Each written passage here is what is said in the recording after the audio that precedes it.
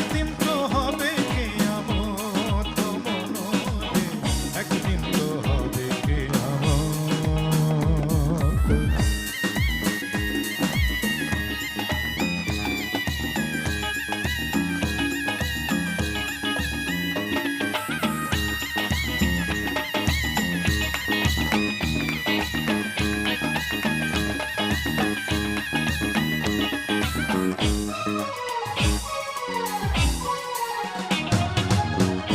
বিচারক আল্লাহ বলবে পুণ্য নিয়ে আয়, তবেই তুই যেতে পারবি বেহেশত খানায়। বিচারক আল্লাহ বলবে পুণ্য নিয়ে আয়, তবেই তুই যেতে পারবি বেহেশত খানায়। যখন সন্তানের কাছে যাবি, সন্তান বলবে